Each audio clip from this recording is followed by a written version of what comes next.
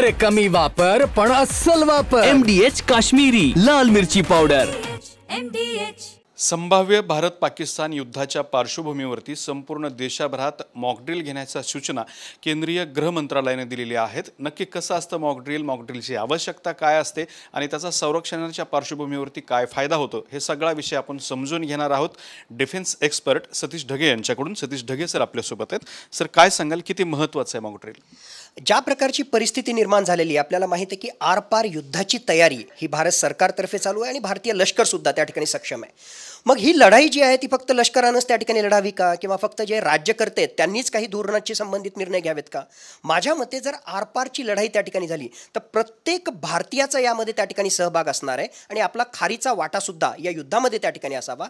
म्हणून आरपारची परिस्थिती निर्माण झाली, पाकिस्ताननं जर आपल्यावर एरियल स्ट्राईक केला किंवा त्यांच्याकडे मिसाईलची केपेबिलिटी आहे ज्याच्या माध्यमातून भारताच्या प्रत्येक शहरापर्यंत ते हल्ला त्या ठिकाणी करू शकतात. मग समजा अशी परिस्थिती निर्माण झालीच तर त्यावेळेस प्रत्येक नागरिकानं जे आहे कुठल्याही पॅनिकी सिच्युएशनमध्ये न येता अतिशय शिस्तबद्ध पद्धतीनं सिस्टमॅटिकली याला कसं सामोरं जाता येईल यासाठी जी आहे ही मॉक ड्रिल 7 मे पासून आपण त्या ठिकाणी करतोय आणि तशा प्रकारचे निर्देश आपल्या मिनिस्ट्री ऑफ होम अफेअर्सने दिलेले आहेत. मग या मॉक ड्रिलमध्ये काय असणार आहेत? मुख्यतः 2 महत्त्वाच्या गोष्टी असणार आहेत. एक, आपलं जे जिल्हा प्रशासन आहे त्या जिल्हा प्रशासनाशी संबंधित वेगवेगळ्या बाबी ते त्या ठिकाणी तयार आहेत का, त्यांचा रिस्पॉन्स टाईम त्या ठिकाणी किती आहे, मग जर कमी असेल तर याला जे आहेत काय रिकमेंडेशन्स आहेत, कसं त्या ठिकाणी सुधारता येईल, आणि दुसऱ्या बाजूला एक सामान्य नागरिक म्हणून आपण त्या ठिकाणी काय काय त्या ठिकाणी करता येऊ शकतं, ही दुसरी गोष्ट. आणि तिसरी गोष्ट, एक प्रकारचे बेसिकली ह्या सगळ्या मॉक ड्रिल ज्या त्या ठिकाणी होत आहेत, आज 2025 मध्ये एक प्रकारची युद्धसदृश परिस्थिती निर्माण झालेली आहे म्हणून आपल्याला जे आहे या मॉक ड्रिल विषयी कळतंय. पण ही जुनीच गोष्ट आहे. 1968चा सिव्हिल डिफेन्स ॲक्ट आहे आणि त्या सिव्हिल डिफेन्स ॲक्टच्या क्लॉजेसचा वापर करून मिनिस्ट्री ऑफ होम अफेअर्सने जे आहे अशा प्रकारचं मॉक ड्रिल घेण्याचा निर्णय घेतलेला आहे. 2009 मध्ये या कायद्यामध्ये काही बदल झाला आणि त्यामध्ये आपण आपत्ती व्यवस्थापनाशी संबंधित सुद्धा काही गोष्टी त्या ठिकाणी ॲड केल्या. मग जे सिव्हिल डिफेन्स व्हॉलंटियर्स असतात, म्हणजे या कायद्याच्या अनुसार प्रत्येक नागरिकाला जे आहे व्हॉलंटियर म्हणून त्या ठिकाणी रजिस्टर करता येतं. याशिवाय NCCचे कॅडेट असतील, NSSचे कॅडेट असतील, नेहरू युवा केंद्र संघटन जे आहेत त्याच्याशी संबंधित व्हॉलंटियर्स असतील, होमगार्ड्स असतील, यांचा या सगळ्या मॉक ड्रिलमध्ये जो आहे महत्त्वाचा रोल त्या ठिकाणी असणार आहे. त्यांना त्या प्रकारची ट्रेनिंग देण्यात येणारी आहे. मग ती फर्स्ट एडशी संबंधित असेल किंवा जे आहे फायर फायटिंग आपण ज्याला म्हणू त्याच्याशी संबंधित त्या ठिकाणी असेल, मेडिकल इव्हॅक्युएशन प्लॅन त्याच्याशी संबंधित असेल, सामान्य नागरिकांनी जे आहे ब्लड डोनेशनच्या संबंधित असेल, अशा वेगवेगळ्या बाबी ज्या आहेत या मॉक ड्रिलमध्ये असणार आहेत. हा मॉकड्रिल प्रत्येक जिल्ह्यामध्ये, म्हणजे जिल्हा प्रशासन असेल त्यांच्याकडून राबवलं जाणार आहे, ते कशा पद्धतीने राबवलं जाऊ शकतं? तसं जर पाहिलं तर या कायद्याच्या अनुसार आपण ज्याला म्हणतो की नोटिफाईड सिव्हिल डिफेन्स डिस्ट्रिक्ट, म्हणजे सगळ्याच जिल्ह्यांमध्ये झाला पाहिजे अशातला भाग नाही, पण जे नोटिफाईड डिस्ट्रिक्ट्स आहेत म्हणजेच जे सेन्सिटिव्ह जे महत्त्वाचे डिस्ट्रिक्ट्स आहेत त्यांनी त्या ठिकाणी घ्यावं आणि प्रत्येक राज्याच्या सचिवांना जे आहेत अशा प्रकारचे निर्देश दिलेले आहेत. मग यामध्ये काय होईल, 7 मेला जसं मी सांगितलं 2 कॉम्पोनंट. पहिला हेडक्वार्टर आहे, त्या जिल्ह्याच्या प्रशासनानं त्या ठिकाणी चेक करायचं आहे की त्यांचे इमर्जन्सी सायरन्स त्या ठिकाणी बरोबर काम करतायत की नाही, एक गोष्ट. दुसरी गोष्ट, त्या जिल्ह्यामधल्या किंवा त्या शहरामधले जे महत्त्वाचे क्रिटिकल इन्फ्रास्ट्रक्चर आहेत, इन्स्टॉलेशन्स आहेत, फॉर एक्झाम्पल मोबाईल टॉवर आहेत, फॉर एक्झाम्पल पॉवर प्रोजेक्ट्स आहेत, महत्त्वाच्या अशा वेगवेगळ्या ज्या क्रिटिकल इन्स्टॉलेशन्स आहेत, तर त्याला जे आहे कसं कन्सील करता येईल, त्याला कसं कॅमोफ्लेज करता येईल जेणेकरून दुश्मनाचा हल्ला त्यावर होऊ नये, त्याला ते टार्गेट त्या ठिकाणी करू शकणार नाहीत. दुसरी गोष्ट. तिसरी गोष्ट, वेगवेगळ्या डिपार्टमेंट जे आहेत त्या डिपार्टमेंट्समध्ये कशा प्रकारे आपल्याला समन्वय साधता येईल. जसं रात्रीचा जर आपल्याला ब्लॅकआउट त्या ठिकाणी करायचा असेल तर MSABशी संबंधित जे आहे आपलं कोऑर्डिनेशन त्या ठिकाणी असायला हवं. त्याचबरोबर लोकांमध्ये आपल्याला अवेअरनेस पोहोचवावं लागेल की ज्यावेळेस ब्लॅकआउट असेल त्यावेळेस तुमच्या अखत्यारीत असणारे इन्व्हर्टर म्हणा किंवा तुमच्या अखत्यारीत असणारी जी वेगवेगळ्या प्रकारची लाईटिंग व्यवस्था आहे ती सुद्धा तुम्ही त्या ठिकाणी बंद करावी.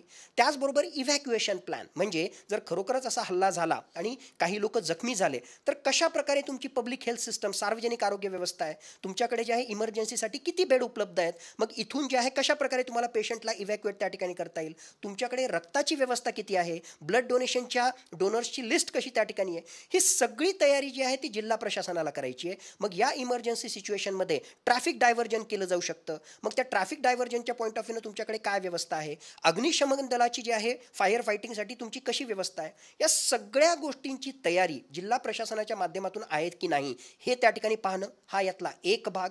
दुसरा भाग जो आहे सामान्य नागरिकांसाठी ते अवेअरनेस क्रिएट करणं, घाबरून जाऊ नये, कारण त्यावेळेस जे आहे इंटरनेट बंद होऊ शकतं, त्यावेळेस जे आहे तुमचे लाईट त्या ठिकाणी बंद होऊ शकतात, त्यावेळेस जे आहे ट्रॅफिक डायव्हर्जन होऊ शकतं, त्यावेळेस जे आहे हल्ल्याचा सायरन त्या ठिकाणी वाजू शकतो. मग या ठिकाणी जे आहे एक रिस्पॉन्सिबल नागरिक म्हणून तुम्ही काय काय करणं अपेक्षित आहे हे या रिहर्सलच्या माध्यमातून, हे या मॉक ड्रिलच्या माध्यमातून आपण करणं आवश्यक आहे. आणि तिसरी गोष्ट, आमचे जे यंगस्टर्स आहेत, जी आपली खरी शक्ती आहे, मग त्यांना जे आहे या बाबतीत अवेअर करून ब्लड डोनेशनसाठी त्यांना प्रवृत्त करणं, त्याचबरोबर या वेगवेगळ्या ॲक्टिव्हिटीज ज्या आहेत, ज्या आता मी सांगितल्या की व्हॉलंटियर म्हणून त्यांनी त्यामध्ये सहभागी व्हावं. आणि या सगळ्या गोष्टी जर त्यांनी त्या ठिकाणी केली तर एक देश म्हणून प्रत्येक नागरिकाचा सुद्धा खारीचा वाटा या युद्धामध्ये आणि या युद्ध प्रिपेअर्डनेससाठी, मिलिटरी प्रिपेअर्डनेससाठी असेल असं जर आपण म्हटलं तर ते चुकीचं ठरणार नाही. यामध्ये तुम्ही लाईट बंद करण्याचा जो मुद्दा उपस्थित केलेला किंवा त्याची चर्चा बऱ्याच ठिकाणावरून होते, काय फायदे तोटे आहेत लाईट बंद करणे? बघा, रविवारीच रात्री 9 ते 9:30ला फिरोजपूर कॅन्टॉन्मेंट जे आहे आपलं पंजाबमध्ये, जे पाकिस्तानच्या अक्रॉस बॉर्डरच्या जवळचं कॅन्टॉन्मेंट आहे, त्या ठिकाणी एक्झॅक्टली अशाच प्रकारची जी आहे ब्लॅकआउट एक्सरसाइज केली गेली रात्री 9 ते 9:30च्या दरम्यान. त्यावेळेस लाईट बंद करण्यात आले आणि त्याचबरोबर सामान्य नागरिकांनी सुद्धा जो आहे त्याला सपोर्ट केला. आता त्याच ठिकाणी आपण काय केलं, 1971चं जे भारत पाकिस्तान युद्ध झालं होतं, पाकिस्ताननं याच फिरोजपूर कॅन्टवर हल्ला केला होता रात्रीचा. मग आपण अगोदर काय केलं, अगोदर जे आहे एक प्रकारचं टेस्टिंग केलं की नेमकं जे आहे कशा प्रकारे हे होऊ शकतं. आणि आता तेच मॉडेल आपण संपूर्ण भारतामध्ये वेगवेगळ्या राज्यांमध्ये ब्लॅकआउटच्या माध्यमातून सुद्धा त्या ठिकाणी इम्प्लिमेंट करणार आहोत. मग तुमचा जो प्रश्न आहे की याचा फायदा त्या ठिकाणी काय होणार, 2-3 महत्त्वाच्या गोष्टी त्या ठिकाणी होऊ शकतात. एक जे आहे नागरिकांचं संरक्षण, की खरोखरच एरियल स्ट्राईक झाले, कारण साधारणतः रात्रीच्या वेळेसच अशा प्रकारची एरियल स्ट्राईक किंवा मिसाईल स्ट्राईक्स त्या ठिकाणी होत असतात. मग जर अशा प्रकारची रडारला माहिती मिळाली किंवा तशा प्रकारचं टेक्निकल इंटेलिजन्स आपल्याला मिळालं तर काही सेकंदांच्या आत, काही मिनिटांच्या आत आपण संरक्षणासाठी मेजर्स घेऊ शकतो. ज्यामधली एक महत्त्वाची गोष्ट म्हणजे सगळंच जर लाईट आपण बंद केले एका एरियामधले आणि अंधार झाल्यामुळे, पहिली गोष्ट एरियल स्ट्राईक्स जे एक्झॅक्टली हिट करणार आहेत ते कुठेतरी मिस होऊ शकतात, पहिली गोष्ट. दुसरी गोष्ट, इव्हन एरियल स्ट्राईक्स जरी महत्त्वाच्या क्रिटिकल इन्फ्रास्ट्रक्चरवर केले तर तेवढ्या वेळामध्ये जे आहेत तिथे असणारे जे नागरिक आहेत स्वतःचा जीव वाचवण्यासाठी सुरक्षित स्थळी त्या ठिकाणी जाऊ शकतात, एखाद्या शेल्टरच्या खाली त्या ठिकाणी जाऊन जे आहे स्वतःचा जीव त्या ठिकाणी वाचू शकतात. म्हणजे आपली जीवितहानी कमी होईल, आपली जी आहे वित्तहानी त्या ठिकाणी कमी होईल. बेसिकली ही सगळी जी ड्रिल आहे याला आपण म्हणतो की 3 P आपल्याला त्या ठिकाणी वाचवायचे आहेत. एक म्हणजे प्लेस, काही महत्त्वाच्या क्रिटिकल इन्फ्रास्ट्रक्चर, दुसरी म्हणजे प्रॉपर्टी आणि तिसरे म्हणजे पीपल्स लाईव्स. तर हे 3 P वाचवण्यासाठी अशा प्रकारच्या मॉक ड्रिल महत्त्वाच्या ठरणार आहेत. एक की एरियल स्ट्राईकपासून जे आहे स्वतःचा बचाव करणं, दुसरं त्या एरियल स्ट्राईकच्या माध्यमातून जे आहे ते टार्गेटच त्या ठिकाणी होऊ नये यासाठी प्रयत्न करणं, आणि तिसरा सुद्धा यामधला कॉम्पोनंट आहे, तसा जो आहे थोडासा हा किचकट कॉम्पोनंट आहे. आपण फक्त डिफेन्सिव्ह अँगलनं कन्सिडर करतोय, संरक्षणाच्या पॉईंट ऑफ व्ह्यूनं कन्सिडर करतो. There is a offensive angle also. काही एरियामध्ये, प्रत्येक जिल्ह्यामध्ये नाही, काही एरिया जे खूप सेन्सिटिव्ह आहेत त्या ठिकाणी मिलिटरी इन्स्टॉलेशन्स आहेत, मिलिटरीचे जे आहेत महत्त्वाचे रणगाडे आहेत, महत्त्वाची शस्त्रास्त्र त्या ठिकाणी आहेत. या अंधाराचा फायदा घेऊन आपण जे आहे त्यांचं कन्सिलमेंट करून, त्यांना कॅमोफ्लेज करून तेवढ्या अंधाराच्या कालावधीमध्ये काही महत्त्वाच्या ठिकाणी त्यांना आपण मूव्ह सुद्धा करू शकतो. म्हणजे ऑफेन्सिव्ह पॉईंट ऑफ व्ह्यूनं सुद्धा LOCच्या अक्रॉस अशा प्रकारच्या ब्लॅकआउटच्या माध्यमातून आपण जे आहे एक प्रकारे जे आहे आपल्या टार्गेटकडे मार्गाक्रमण करू शकतो. आणि याचा दुश्मनांच्या रडारला म्हणा किंवा दुश्मनांच्या एकूणच सिस्टमला, सॅटेलाईट सिस्टमला चकवा देण्यामध्ये, हे फक्त अंधारामुळे होणार नाही, त्याच्यामुळे बाकीच्याही बऱ्याचशा गोष्टी आपल्याला त्या ठिकाणी ॲड कराव्या लागणार आहेत. पण एक ऑफेन्सिव्ह कंपोजर म्हणून सुद्धा आहे या ब्लॅकआउटचा, एस्पेशली LOCच्या अक्रॉस त्याचा फायदा त्या ठिकाणी होऊ शकतो. आता यामध्ये दुसरी महत्त्वाची बाब की समजा भारत पाकिस्तान युद्ध सुरूच झालं आणि सगळीकडे ही काळजी घेतली जाते, महाराष्ट्रासाठी काय धोके आहेत आणि काय काळजी घेतली जाऊ शकते? नक्कीच, जसं मी सांगितलं की पाकिस्तानचे मिसाईल, पाकिस्तानचे एरियल स्ट्राईक हे भारताच्या प्रत्येक शहरापर्यंत त्या ठिकाणी पोहोचू शकतात. तशा प्रकारची केपेबिलिटी चायनाच्या मदतीनं त्यांना प्राप्त झालेलीच आहे. मग महाराष्ट्राविषयी जर आपण बोलत असू तर संपूर्ण भारताची आर्थिक राजधानी मुंबई, दुश्मनाच्या पॉईंट ऑफ व्ह्यूनं जर मुंबईला ते थांबवू शकले, मुंबईला जर पीपल, प्लेस आणि प्रॉपर्टी या पॉईंट ऑफ व्ह्यूनं जर जे आहे त्याला टार्गेट करू शकले तर नक्कीच जे आहे भारताचं प्रचंड नुकसान त्या ठिकाणी होऊ शकतं. म्हणून जर खरोखरच पाकिस्तानला हल्ला करायचा असेल तर one of the topmost destination, target त्यांच्यासाठी जे असेल ते मुंबई असेल. दुसरा म्हणजे पुणे, कारण आपल्याला माहिती आहे IT हब आहे.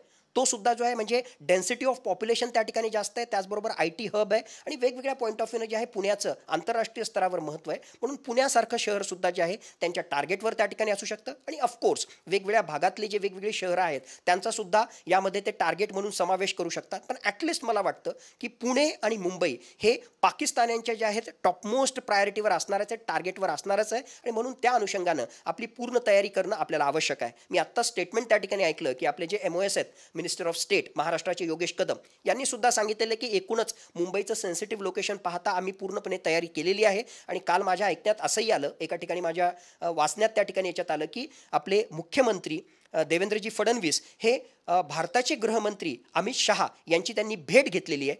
इतक्या बिझी शेड्यूलमध्ये आज घडीला जे आहे भारत सरकार पुढे जे आहे आणि त्यातल्या त्यात गृहमंत्री, रक्षामंत्री आणि प्रधानमंत्र्यांसमोर टॉपमोस्ट जी प्रायोरिटी आहे ती म्हणजे भारत पाकिस्तानमधला संघर्ष आणि त्याच्याशी संबंधित सिच्युएशन. मग इतक्या बिझी शेड्यूलमधून सुद्धा जर अमित शहा मुख्यमंत्री देवेंद्र फडणवीस यांची जर भेट घेत असतील तर माझ्या मते नक्कीच संरक्षणाशी संबंधित, महाराष्ट्राशी संबंधित काही महत्त्वाचा त्या ठिकाणी विषय असेल, काही महत्त्वाचे इंटेलिजन्स इनपुट असतील, त्या पॉईंट ऑफ व्ह्यूनं ही बैठक जी आहे ती महत्त्वाची आपण कन्सिडर केली पाहिजे. मुंबई इतकी सेन्सिटिव्ह आहे म्हणजे तुमच्या बोलण्यानुसार संपूर्ण देशाभरातलं टॉपमोस्ट टार्गेट पाकिस्तानचं मुंबई असू शकतं. तर मुंबई सुरक्षित ठेवण्यासाठी भारतीय सैन्य दलाची तेवढी तयारी आहे का? त्या संदर्भातली रचना, त्याबद्दल काय सांगता येईल? हे फक्त 22 एप्रिलला पहलगाम हल्ला झाला म्हणून आपली तयारी अशातला भाग नाही.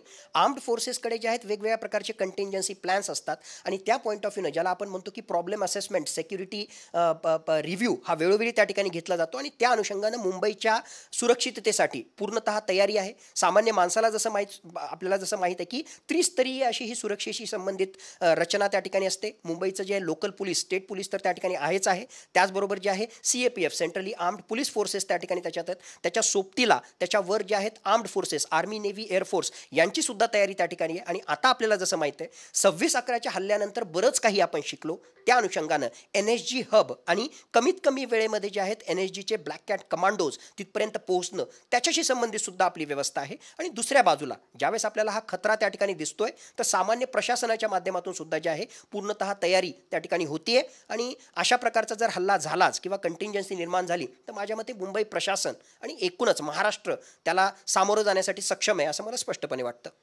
टेक्नॉलॉजीच्या दृष्टिकोनातून प्रश्न विचारतो की इस्रायलची वगैरे जर आपण युद्ध बघितली, ज्या वेळेला मिसाईल्स येतात तर ते अँटी मिसाईल डोम त्यांच्याकडे आहे, ज्या माध्यमातून ते मिसाईल जे आहे ते निष्क्रिय केले जातात. तर तशा स्वरूपाची यंत्रणा असेल किंवा नसेल, किंवा तसे अँटी मिसाईल ड्रोन जे असतील, डोम जे असतील, असं काही आहे का भारताकडे? नक्कीच आहे. म्हणजे रशियाकडून आपण S-400 ट्रायम्फ सिस्टम जी घेतलेली आहे ती जी आहे ती मिसाईल डिफेन्स सिस्टमच आहे. भारतामध्ये आपल्याला ती तयार करता आली नाही म्हणून आपण रशियाकडून जी आहे ती S-400 मिसाईल डिफेन्स सिस्टम त्या ठिकाणी घेतलेली आहे. आज घडीला जगामध्ये जर आपण पाहिलं तर वेगवेगळ्या प्रकारच्या अशा मिसाईल डिफेन्स सिस्टम आहे, ज्यामध्ये रशियाची, आता तुम्ही चर्चेमध्ये त्या ठिकाणी काढलं म्हणून त्याला जे आहे आपण आयर्न डोम असं नाव आहे. त्याचप्रकारे जे आहे अमेरिकेची थाड नावाची सिस्टम आहे, THAAD, आणि रशियाची जी आहे ती S-400 Triumph missile defence system आहे. या जगातल्या ज्या आहेत सर्वोत्कृष्ट अशा प्रकारच्या मिसाईल डिफेन्स सिस्टम मानल्या जातात. 5 पैकी जे आहेत 3 युनिट रशियाकडून ऑलरेडी आपण S-400 मिसाईल डिफेन्स सिस्टमचे आणलेले आहेत. त्या अनुषंगानं आपल्या उत्तरेला आणि पूर्वेला जो खतरा आहे चायनाचा, त्या अनुषंगानं त्याला आपण डिप्लॉय केलेलं आहे. त्याचबरोबर पश्चिमेकडून जो पाकिस्तानचा खतरा आहे त्या अनुषंगानं सुद्धा आपण जे आहे एक बॅटरी आपण मिसाईल डिफेन्स सिस्टमची S-400ची डिप्लॉय केलेली आहे. आणि पाकिस्ताननं असा हल्ला करण्याचा जरी प्रयत्न केला तरी जे आहे त्याला उत्तर देण्यासाठी S-400 मिसाईल डिफेन्स सिस्टम जी आहे ती त्या ठिकाणी तत्पर असेल. पण विषय हाच आहे की त्याची जी आहे केपेबिलिटी, कुठल्याही मिसाईल डिफेन्स सिस्टमची केपेबिलिटी ही 100% नसते. हजारो जर मिसाईल त्यानं फायर त्या ठिकाणी केले तर कमीत कमी 10, 15, 20, 100 तर मिसाईल जे आहे त्या शहरांपर्यंत पोहोचतील. त्यापैकी कमीत कमी 10-15 तरी मिसाईल जे आहेत ते त्या ठिकाणी योग्य प्रकारे हिट करू शकतील. मग असं एक जरी मिसाईल कुठल्या शहरामध्ये जर त्या ठिकाणी पोहोचलं आणि त्यांनी जर डॅमेज केला तर त्यासाठी सुद्धा आपली तयारी असावी. म्हणून या अशा प्रकारचं सिव्हिल डिफेन्स व्हॉलंटियर्सचं एक प्रकारे प्रयत्न किंवा अशा प्रकारची मॉक ड्रिल ही अत्यंत महत्त्वाची ठरते. तुमचा जो ओरिजिनल प्रश्न होता, आपल्याकडे तशा प्रकारची सिस्टम आहे का? नक्कीच आहे आणि त्याचं नाव आहे S-400 Triumph missile defence system. तर हे होते डिफेन्स एक्सपर्ट सतीश ढगे यांनी मॉक ड्रिल आणि त्याचबरोबर भारतीय संरक्षणाच्या दृष्टिकोनातून जी काही टेक्नॉलॉजी उपलब्ध आहे या संदर्भातली सविस्तर माहिती दिली आहे. कॅमेरामन संतोष सोबत दत्ता कानवटे, TV9 मराठी, छत्रपती संभाजीनगर.